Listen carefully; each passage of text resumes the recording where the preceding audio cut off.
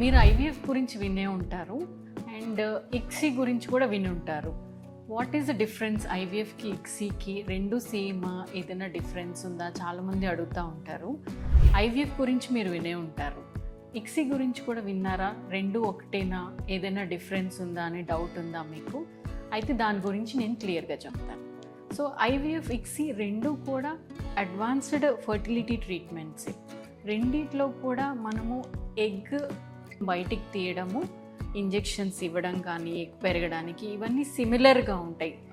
But once egg బయటికి తీసాక fertilisation ఎట్లా చేస్తున్నాం అనేది డిఫరెన్స్ ఉంటుంది.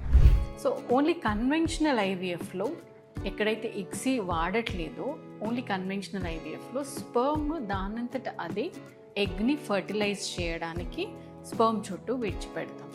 అది ఇక్సీకి వస్తే ఎంబ్రియాలజిస్ట్ మంచి స్పర్మ్ సెలెక్ట్ చేసి ఒక్కొక్క oocyte, ఒక్కొక్క ఎగ్లో ఒక్కొక్క స్పర్మ్ చిన్న మైక్రోస్కోపిక్ నీడిల్ ద్వారా ఇంజెక్ట్ చేస్తారు. దాన్ని ఇక్సీ అంటాం, ఇంట్రాసైటోప్లాస్మిక్ స్పర్మ్ ఇంజెక్షన్ అంటాం. సో రెండు ఎవరెవరికి అవసరమో, అందరికీ ఇక్సీ అవసరం ఉండకపోవచ్చు.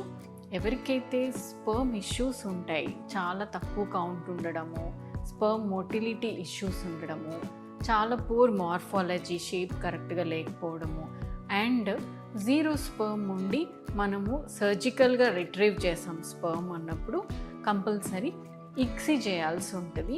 ఎవరికైతే స్పర్మ్ ఫ్యాక్టర్ లేదు, స్పర్మ్ నార్మల్గా ఉంది బట్ వేరే కారణాల వల్ల వాళ్ళకి ఐవీఎఫ్ చేస్తున్నామంటే వాళ్ళకి కన్వెన్షనల్ ఐవీఎఫ్ కూడా యూస్ చేయొచ్చు.